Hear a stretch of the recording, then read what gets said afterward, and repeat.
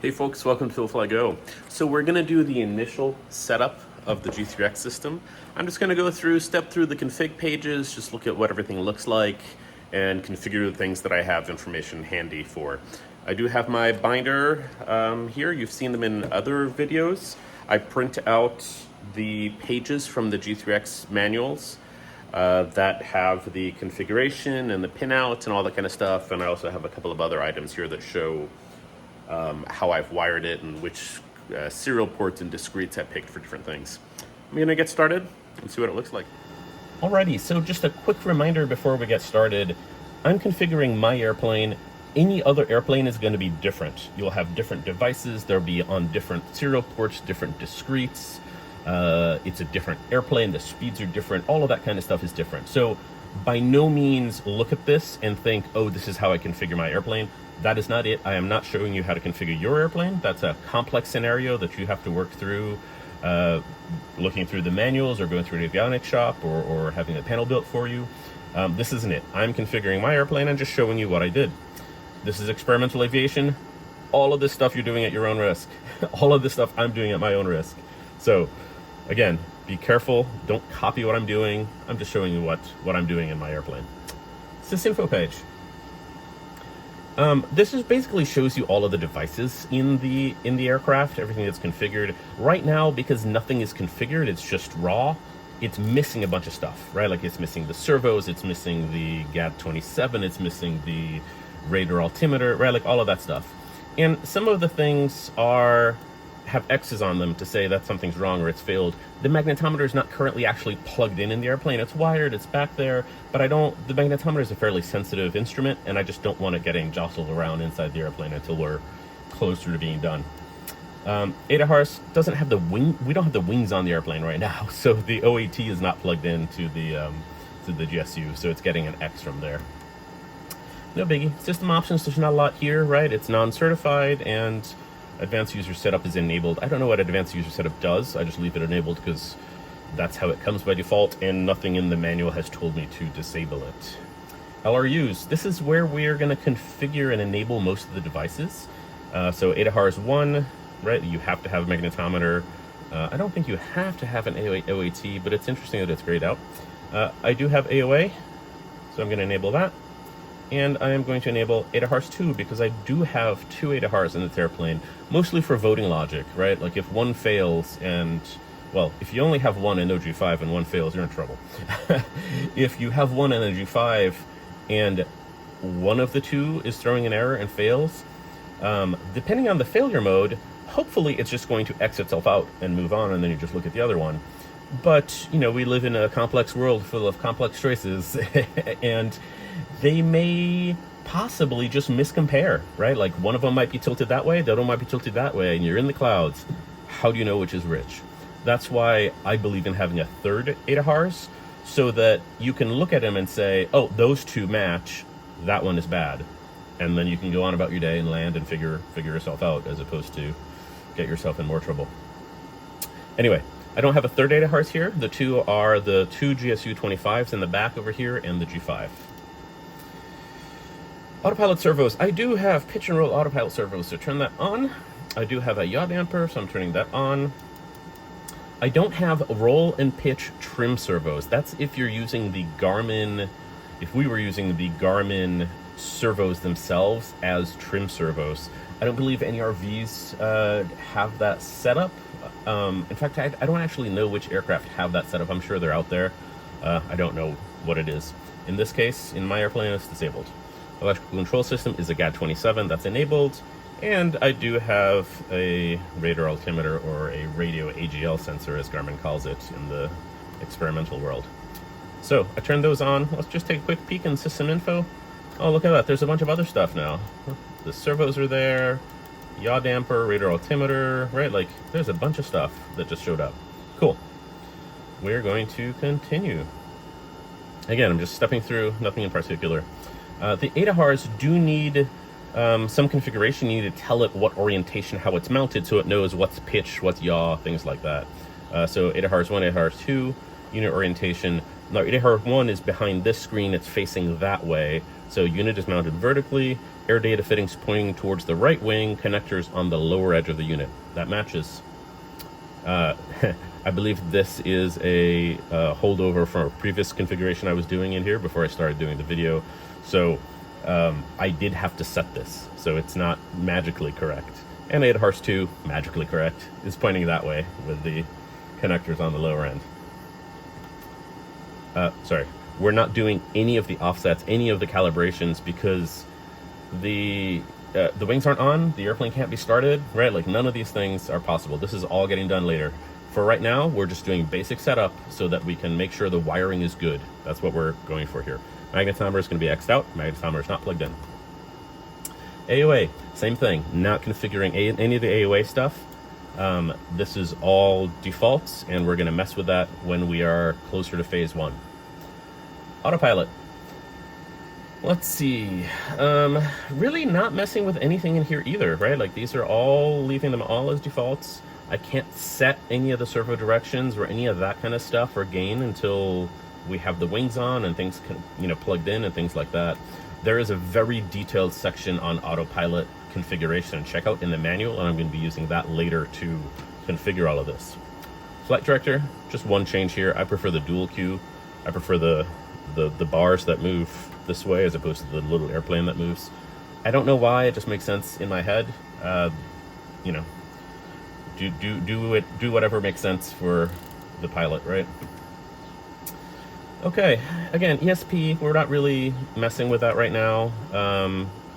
Trim, we will enable trim motors. They aren't touchable right now, right? Like, they're not, are they in the, no, they're not even in the airplane, but I want to enable them while I'm here.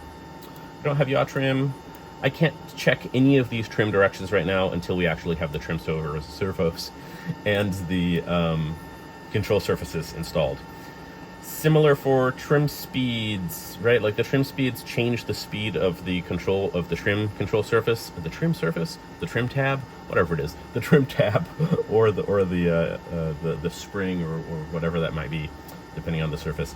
It changed the speed of that movement based off of the aircraft speed, because when the aircraft is slower, there's less air moving over the control surface, so there's less force on it because of that. So you need to move it more when you're slower and less when you're faster. It makes a lot of sense when you feel it the first time, and it is incredibly helpful.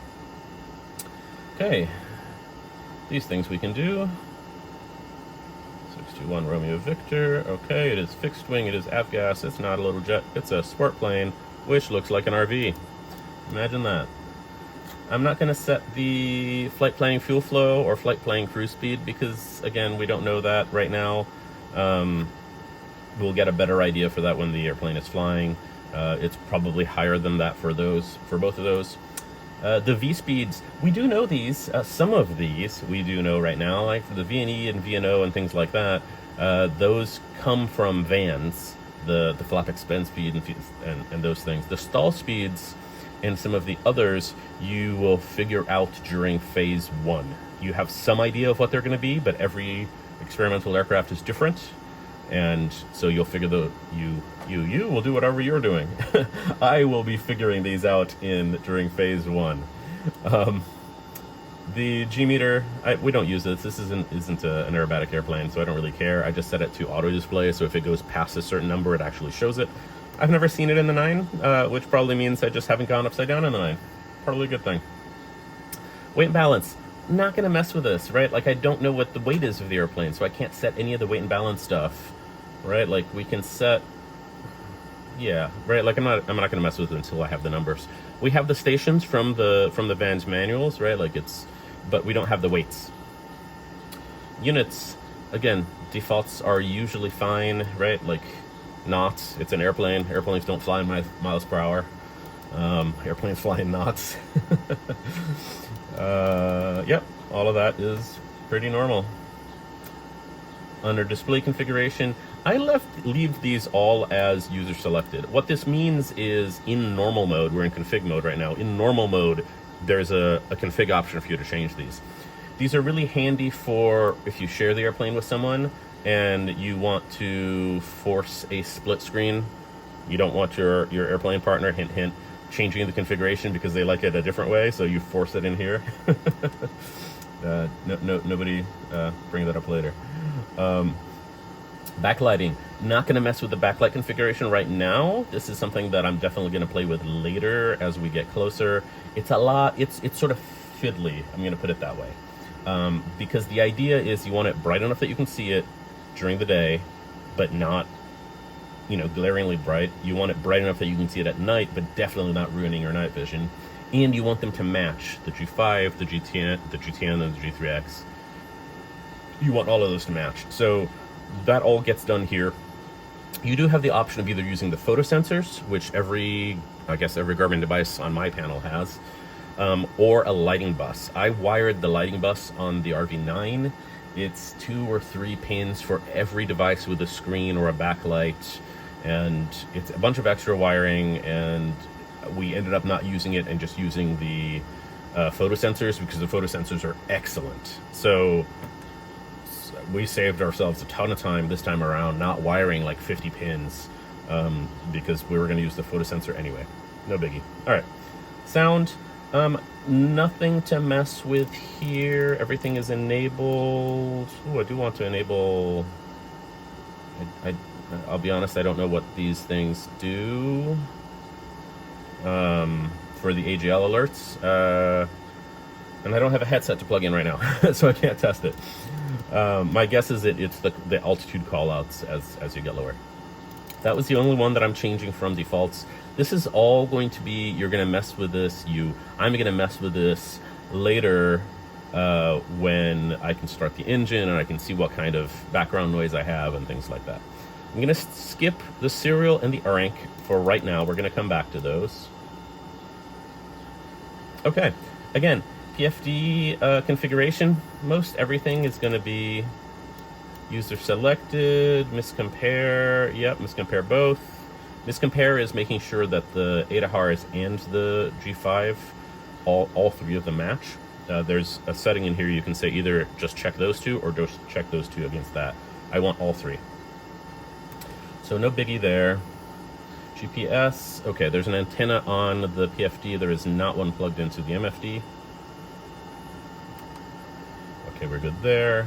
Navigation, that's fine, no biggie. Audio panel, we do have an audio panel. It's a 245, it's right here. I don't need to see on-screen displays because it's right here. Other than that, I don't believe, yes, I do like 3D audio. I think that was disabled at one point. I like 3D audio. I really like 3D audio. It changes where you're hearing the, if you've never heard 3D audio, go to the Vans tent at AirVenture or Sun and Fun or AOPA or wherever and play with their 3D audio demo. It's very cool. COM radio. COM 1 is the GTN. It's not configured yet. COM 2 is LRU1, which is the GTR20. It's the GTR20 is actually just right under here. It's a remote radio, and we're not changing anything from defaults. Nav sources, I do have a nav1, which is the GTN. Okay, transponder, not going to get that just yet. Let's look at the others. Okay, that's fine. Antenna height is about 36. I'm going to measure that and put in the real values later. Again, I'm going to be doing a lot of the specifics here later when when I come back and I measure things, or when I know the V speeds and things like that. We'll add those in. Data link. I don't know these values right now, so I'm going to leave it alone, and I think you can't actually configure that until the transponder is configured. Data log is enabled. Absolutely, I log all of my flights to the SD card. I have SD cards on both screens, and they both log. Engine airframe is a bunch of discretes and stuff like that. External lights, the lights aren't configured, aren't in place, the wings aren't in place. I do like automatic flashing, which makes the lights wig-wag as soon as you hit 70 knots, the lights start wig-wagging. These are LEDs. They don't need, there's no reason why I wouldn't wig-wag them. They're very low power, and they don't burn out. And that's the same thing for the warm-up time. These are LEDs, they don't need warm-up. If they were HIDs, they would need a warm-up time. Alas. Cockpit lighting, same thing. Messing with the lighting bus and all that kind of stuff. Not going to deal with it right now, and diagnostics are just diagnostics. So let's jump into some of this. Let's do the transponder first, because I think that is going to make the most sense.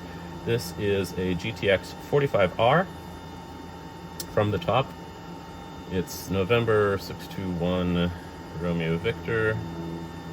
Okay, aircraft type is fixed wing. Aircraft weight, I don't know this. Haven't weighed the airplane yet. So I'm just putting in whatever in here. Flight ID mode is the call sign.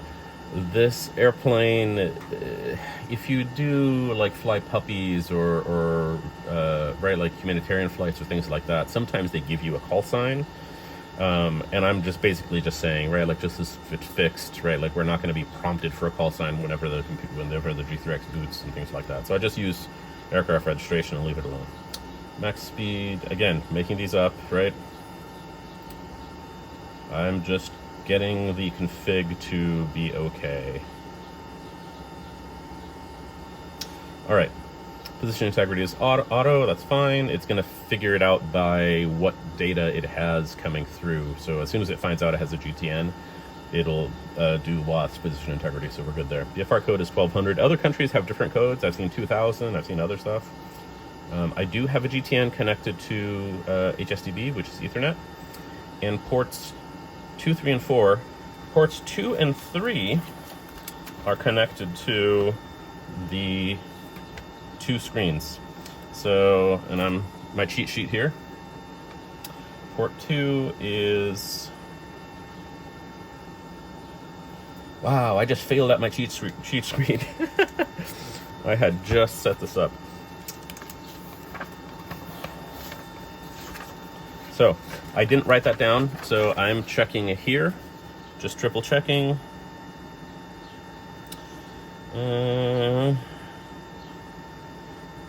Remote connects format 1. So connects format 1 on both of them. And I need to remember to put this on the thing. Serial port 4 is not plugged into anything. Serial port 1 is actually wired directly to the GSU, the primary GSU 25, for it to get pressure, altitude, and things like that. So that is that. Transponder is set. I'm curious what data link. Yep, data link now has 621 Romeo Victor. Nothing configurable in there. Okay. So we can go and get started on the GTN then. So that'll be mostly ARINC. There's some serial, but there's mostly ARINC. So for ARINC, let me grab my sheet. All right. So we're using 3 ports on the GAT29 out 1, and again, this is just off of the stock Garmin configuration. Out 1, it's EFIS air data format 1, nav 1. There is no out 2 that we're using right now. In 1 is Garmin GPS nav 1, and in 2 is Garmin VOR ILS nav 1. You'll notice that there's checkboxes, and this one is going to fail in just a second, and it's because the GTN does not put out all of its information. There's also no antenna. The GTN doesn't put out all of its information when it's in config mode. You'll notice that it's currently in config mode. So just going real quick into here, ARINC. Okay, so checking my sheet. So in 1 is GDU format 2.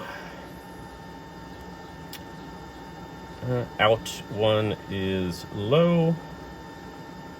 And then if I scroll down to out 1, I'm sorry, the speed is slow in 1. And then if I scroll down to out 1, it's Garmin 429 and low as well. I may have configured this already. SDI is LNAV 1, no biggie. And then in the VOR, I'm turning on the nav radio. Its 429 configuration is VOR ILS 1, and TX speed is also low. So I'll set there. I do have to go into the main indicator and tell it that selected course for VLOC is ignored. And I believe that's it for those. Serial ports very quickly. So the serial ports, okay, we have 2 serial ports going out of here, actually 3 going out. Serial port number 1 is aviation output going to my ELT in the back. It provides position information to the ELT. That can come from the GTN. It could have come from the GTN or the G3X. I just had more serial ports available on the GTN, so I figured not waste one of the G3X ones. And then, well, so, sorry, ARINC is done in here. I can actually open up that. And then we have MapMX going out and coming back, and also Connext going out and coming back. And I have that in my dock. So let's go configure the serial ports. So the Connext one from the GTX, from the transponder, gets configured as Connext 57600. Good. Port number 2 is the GTN MapMX port, which gets configured as MapMX. All of this is out of the Garmin documentation. Oh, right, it's in config mode, so it's not outputting a lot of stuff. Number 3 is the next one. It's Connext, and that is called GTN Connext 2, I believe.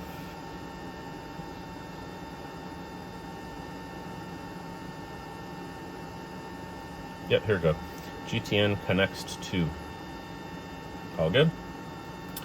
Port number 4 is the GDL. We do have a GDL 50, 52, 51. Anyway, it's the GDL with only the XM because we have a GTX 45 as a transponder, and that does ADS-B in. But I do want the option of XM radio and XM weather, which I have found to be, XM radio in particular is very nice for $5 a month. And this is Connext 57600 as well. We're good there. The last one on the PFD is the backup connection to the engine instrument, which it is Garmin instrument data. Let's see if we get a checkbox on that. We do. All right. So MFD, very similar, still from my cheat sheet over here. The first one is the GTX, the transponder, which is Connext 57600. And the second one is NMEA 9600. We are actually outputting NMEA from the MFD to a device that we're actually using to control some of the lighting in the airplane. Custom, experimental, you know, the beauty of experimental aviation, right? Like, we're designed a circuit board to do all of that kind of stuff. And it's taking some of that data to do some magic with it. Anyway, number 4 is the Connext, is the GDL again, so it's Connext 57600. And number 5 is the vertical power, which is our electronic circuit breaker system. And we're good. All check boxes except for the one that's just an output. That is it for serial ports. Serial ports takes a good bit of planning to figure out where things are going to go and all that kind of stuff. But yeah, so now we have the GTN and the GTX configured and all of the serial ports. So we should be seeing more devices in here now. Yeah, so it has to reboot before it'll send out some of this data. But right, like we see the GDL in here, it's a 51. The transponder, which is a GTX, ADS-B, which is a GTX, altimeter, it's showing -1 foot, I'm underground, and the vertical power, and the carbon monoxide sensor. Okay, getting into some of the more complex stuff. Gosh, it's all complex. We're going to configure all of the engine instruments and all of that kind of stuff. Again, all of this is from the Garmin documentation, but I made myself a cheat sheet just because it's in a bunch of different places. Need to make sure to keep that up to date. CHTs, there's 6 of them. They are Type Ks. And can I start setting the... I can. I'm going to do that. Why not? I haven't done this in a very long time, so bear with me. Gauge markings, max is 500. I want green to be... Green is 150, and I got these from Lycoming.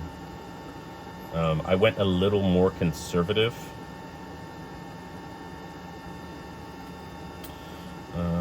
We're gonna set a yellow. Minimum is 436, and maximum is 540. I'm actually gonna, no, just yellow range. Okay, yellow's up there, and then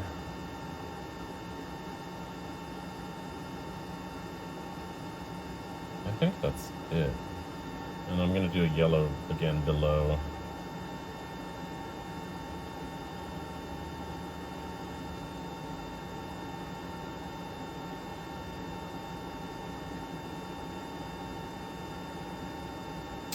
I'm gonna do that to 40 degrees.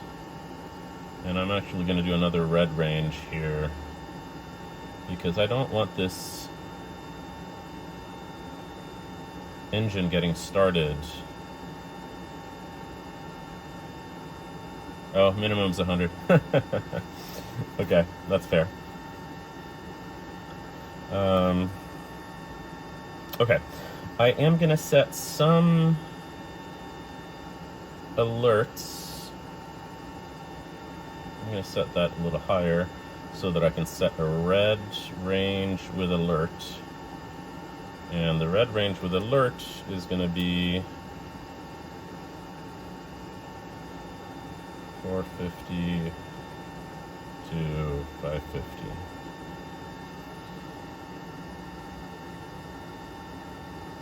I think I did that right. Yellow is 436 to 450 maybe. Again, I'm just figuring this out as I go along.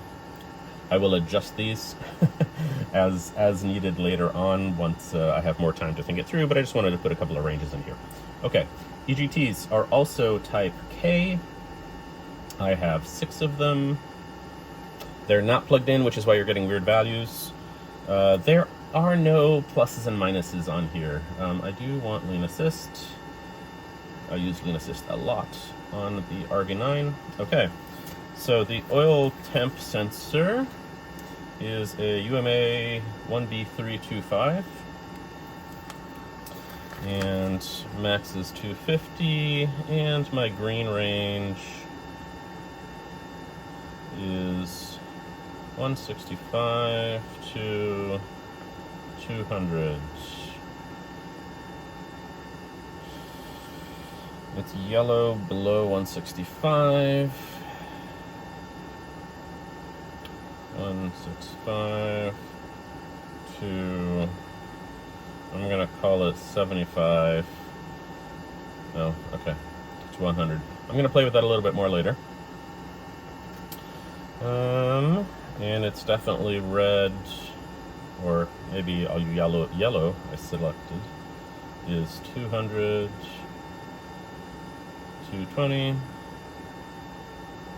And I'm going to do a red range in here too, with a ding, which is 220 to 250. Okay. Again, I'm just grabbing stuff out of the manufacturer manuals for this stuff, right? Like the Lycoming manual, etc., etc. Oil pressure sensor is a Garmin GPT-150G. There we go. And oil pressure, max 100 psi is fine. Minimum is, I guess, 0. I would like a tick at 25, which is my idle. And startup warm-up is a tick at... okay, I'm actually not going to set these up right now because I'm going to set up some alerts and some logic on this because I want to see different values depending on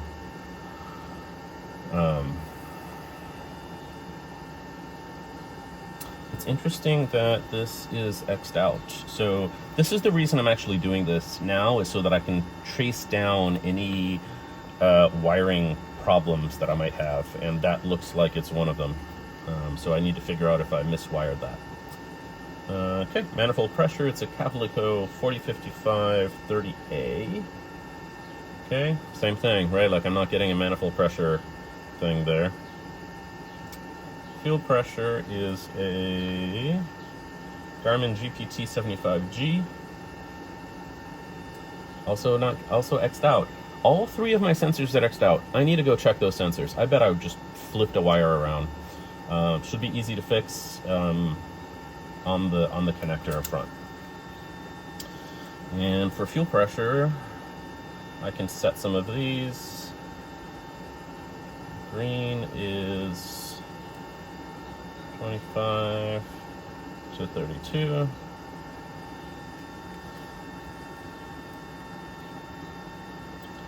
Actually, I'm going to make it 20 to 32 because the boost pump is 25 to 32 and the mechanical pump is 20 to 25 per the manuals. The gauge range is 0 to 60, so that's 0 to 65 is, we'll lower that. 0 to 60. Normal is 20 to 40. Red is 0 to 15. I'm going to add a red with a ding.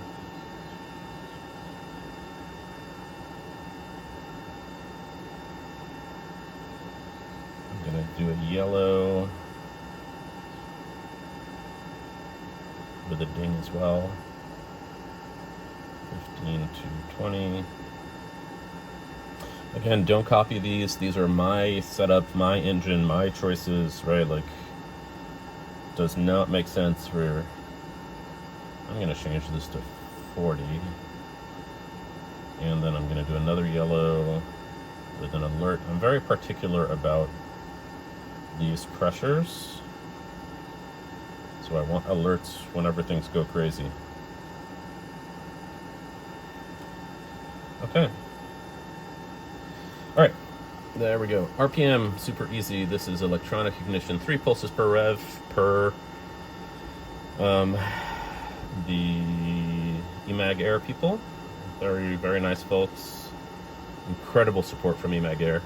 2 RPMs. I have both PMags, and I've configured them both to output, rather they output RPM by default. I've just wired them both so that when you disable, right, like during the mag check, you can see both sides. Fuel. So there are 2 main tanks. So this is main fuel left resistive, not calibrated. There's no actual fuel tank plugged in right now. And main fuel right resistive. Okay. So that's it for those sensor values. And let's start having a look in here, the rest of my cheat sheet. Okay. So GP3 is the IBBS1 internal voltage, so it is custom volt, I believe is the custom volts, and I have these values here as well. IBBS internal, I'm gonna go 0 to 16, yep, that's fine. And I haven't decided what is gonna be what here yet, but 0 to 5 is red, and there we go. We know it works. And the yellow range. There's I'm probably going to add a ding in here at some point. I just need to figure out how I want that. And green is... I'm going to do another yellow range, which is 11 to 13, and the green range is 13 to 14.7, very specific. And yeah, and anything over 14.7 I would like to know about.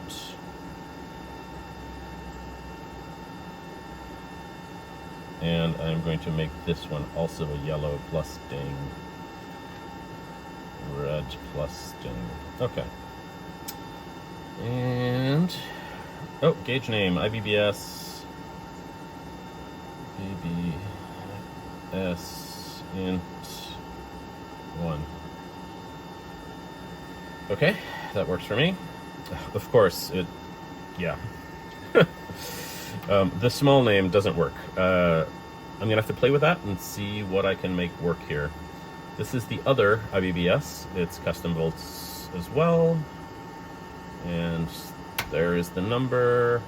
Goes down to 0. I'm gonna call it IBB at, whoops, S int 2. And I'm not gonna put the markings on right now. They're the same as the other one. All right, let's see what else we got. That's 3 and 4, and 5 is the battery, main battery amps Hall effect. Okay, we're dropping. Okay, and I'm not gonna put a range in there. You saw me do the range. You don't want to see me do that for every one of them. That was GP5. GP6 is the pitch trim, which is elevator trim, not calibrated. And GP7 is roll trim, which is aileron trim, not calibrated. Okay. So you'll notice that I skipped a couple of these because I'm using those GP pins as discretes. We're going to get to those in a minute. All right, so volts 1. I have figured out where I want voltage to be measured here. So volts 1 is going to be from the VPX. And I believe I set that to none. Yeah, I'm going to leave that empty. Volts 2 is... Oh, those are the pins. Okay, I'm configuring the pins. So the first pin is ignored. The second pin is the essential bus volts. And let me turn that on.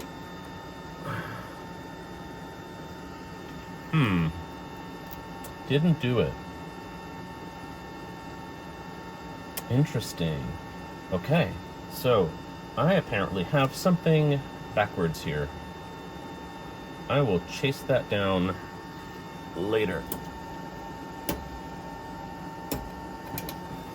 Again, this is why we do this, right? Like to figure out what's working and what's not working. I wonder if I have these backwards.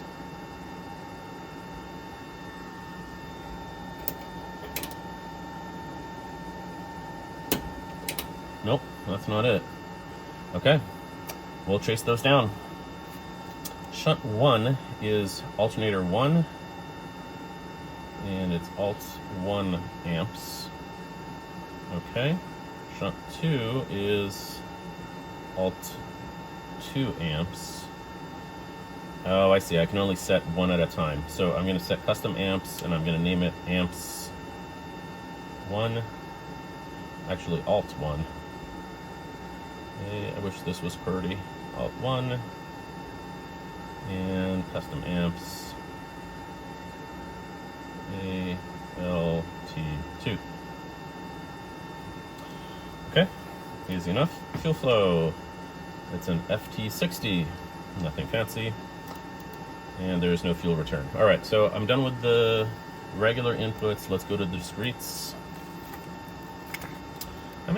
Let's go to vertical power because I want to continue figuring out the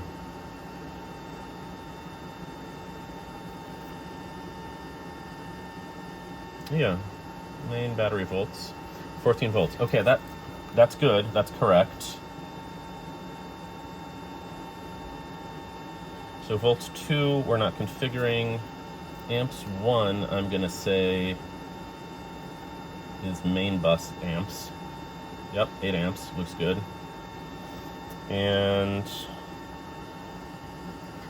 amps 2, I'm not configuring. So let me just see if that messed with any of my... Oh, how interesting. It did. It took over the shunt. All right.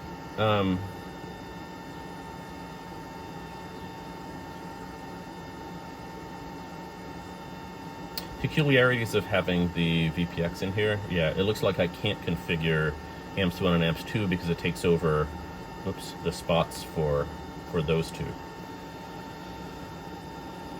Okay, good enough. All right, let's look at these discretes. And again, they're over here. So discrete 1 is, it's an active low, and it is door closed. Door is currently open. The door is not here. I'm gonna set up alert modes in another video coming up later. This is door 2, is also door closed. I might change the name of this so that it actually tells me left door or right door, I think would be handy. And discrete 3 is active low as well. All of this stuff is in my cheat sheet, but I'm getting it from the manuals. And this is the IBBS 1 and 2 warn. So it's IBBS warn. And I'm gonna make that yellow. And discrete 4 is the tip tank pump is running. Don't know why it's showing active. Again, another little wiring thing. We're going to trace down all of these little wiring things as we go. Tip pump. Tip pump. Okay. Tip pump is running. I want that to be yellow because I want us to, right, like in level flight, mess with the tip pump.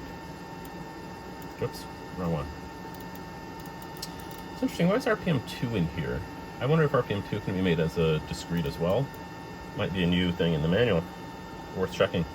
Alright, GP1 is another active low.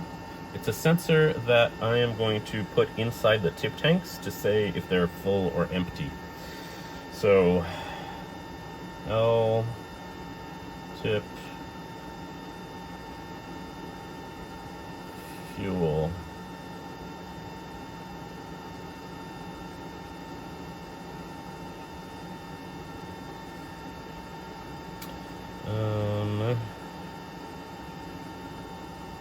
L-tip fuel. Yeah, that makes sense. And GP2 is R-tip fuel, also another low.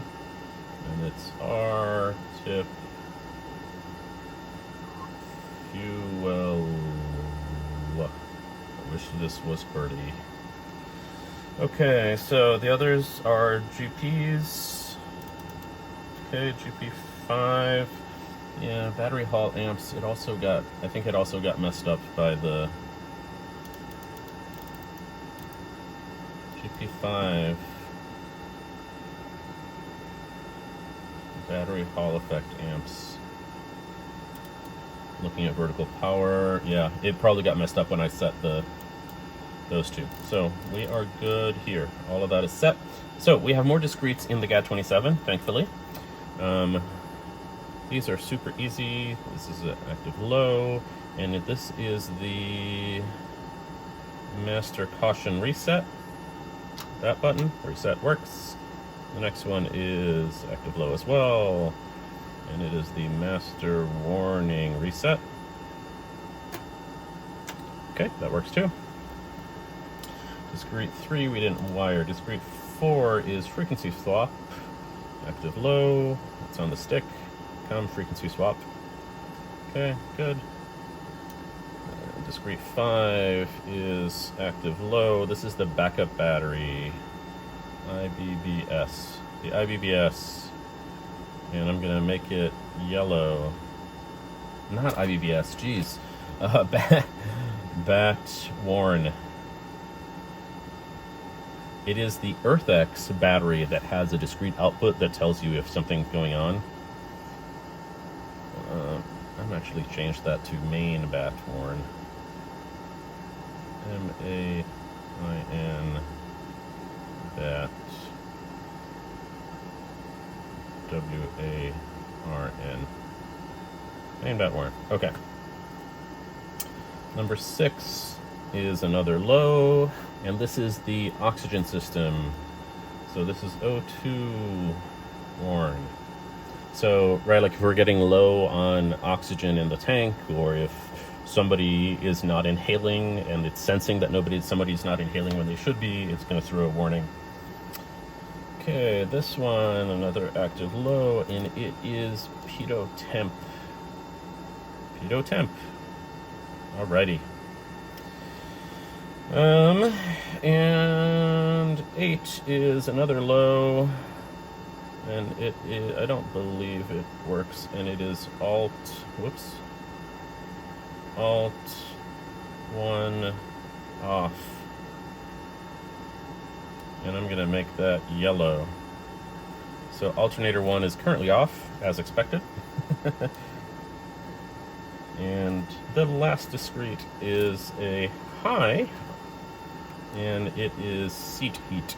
S-E-A-T-H-E-A-T. Okay. The reason I have seat heat in here is because seat heat is probably the thing that draws the most power in this airplane. So if I'm ever in a load shedding situation where one of the alternators has failed or something like that, and I need to load shed, because seat heat is not actually going through the VPX, I have to manually turn off the seat heats. They're at my hand, but I want to know that they're on. This is also particularly important when you shut down at the end of the day. You want to turn off the seat heats just so you don't draw all your power down. Okay, we're gonna mess with the VPX later. I think that's really it.